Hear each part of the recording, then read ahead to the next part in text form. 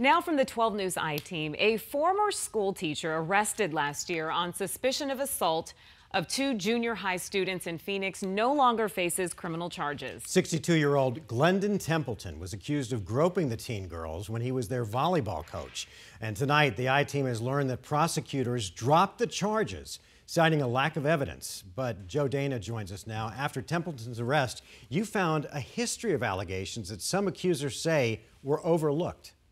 Yeah, that's right. According to interviews, police reports, and court records, 12 women allege a range of unwanted acts by Glendon Templeton, from alleged sexual assault to molestation. Templeton has never been charged with the crime. He tells me by phone he's declining to answer any of our questions, except to say he's innocent of all allegations against him. Sometimes it's strangers. I know there's more of us out there. From different places. And you can't just look at one isolated event. And even decades. And this has been going on for 40 years. That can put together a picture no one has been able to see. Look at his pattern. Until now.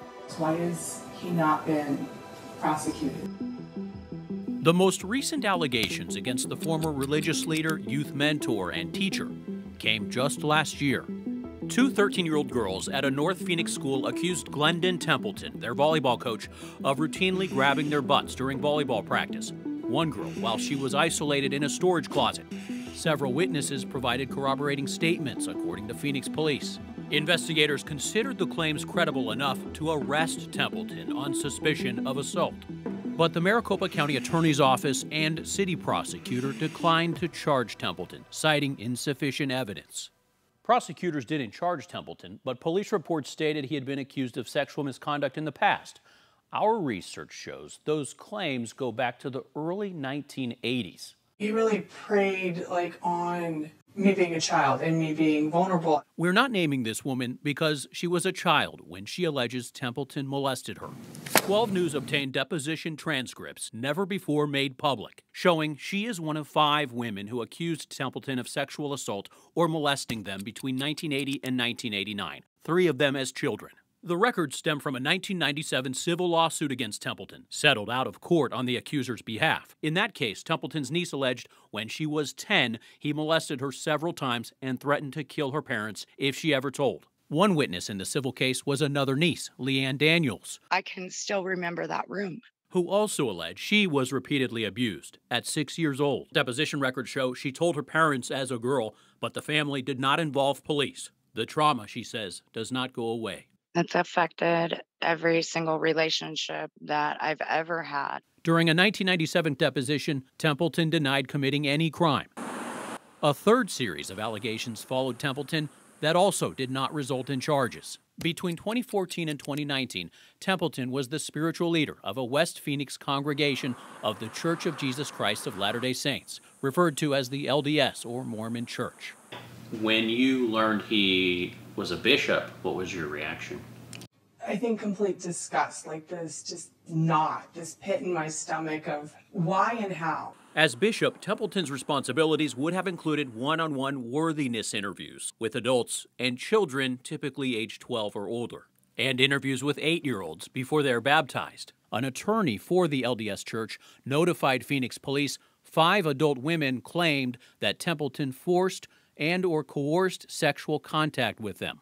All were members of Templeton's LDS ward. Church leadership tells 12 News in a statement, Mr. Templeton was promptly confronted about his behavior and action was taken, resulting in his loss of membership in the church. Church officials also encouraged the victims to report to police, cooperate with the investigation, and pursue charges. 2 of the women talked to Phoenix police about the alleged assaults, but police say they declined to participate in the investigation. Police sent letters to the other women and did not hear back. It's very common for an allegation to be made by a female victim who then changes their mind and they don't move forward. David Cantor is a longtime criminal defense attorney and handles sex cases. He does not represent Templeton, but explains why someone facing sexual allegations may not get charged. In order to win on a sex crimes case, there has to be a reasonable likelihood of conviction. So it's higher than probable cause and it's less than beyond a reasonable doubt. Prosecutors need a confession or forensic evidence, Cantor says, or a first-hand witness.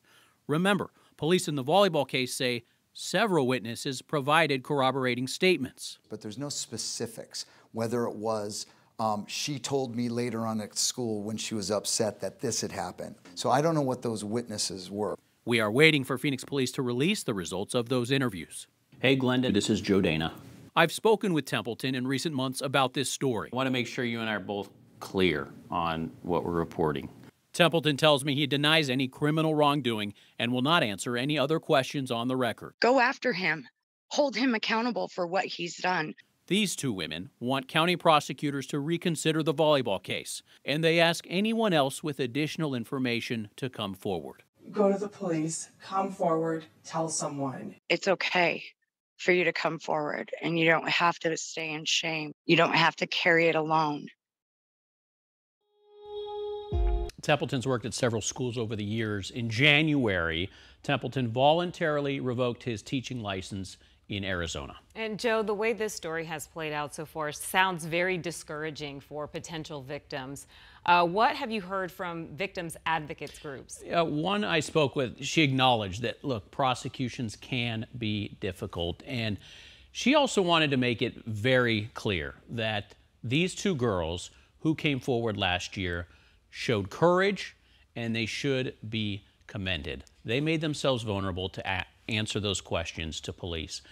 Now, tips on this story or any other are welcome. You can contact the I-Team at connect@12news.com.